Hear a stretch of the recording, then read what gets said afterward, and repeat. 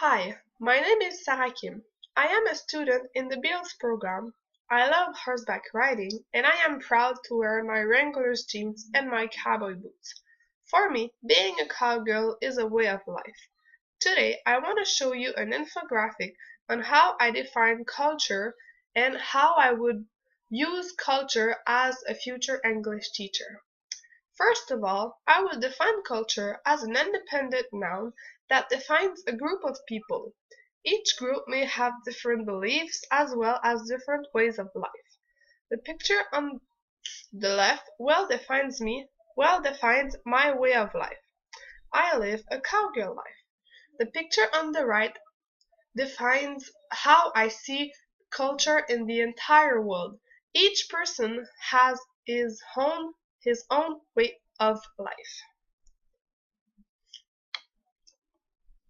Also, I believe that the teacher's role in the students' cultural development is to teach them that the relationship we create with others is related with the relationship we have with ourselves. This relation can be developed with the knowledge. In this case, knowledge represents culture. Teachers are asked to teach students what is culture and how they can develop it. Through this learning, students will be able to build up an image of themselves.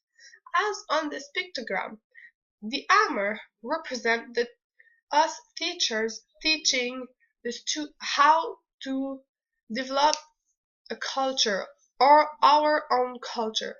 Then we have the students, which doesn't know what culture he is in now. And then finally, we've got the result that the teacher does with the teaching of culture in the classroom. So the students finally find themselves as well as their own culture. After, we have Falardeau. Falardeau came up with 4 approaches that relate culture to teaching. From my point of view, I will suggest the progressive integrative approach. The goal of this approach is to help the students to develop a critical thinking.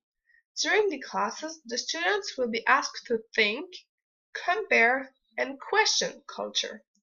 The students could achieve this goal by interviewing people from another country.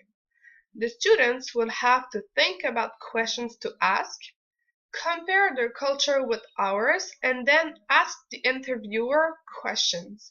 As on the little pictogram, the students would think about what culture he would like to know, then compare this culture with our culture, and ask questions about the other culture.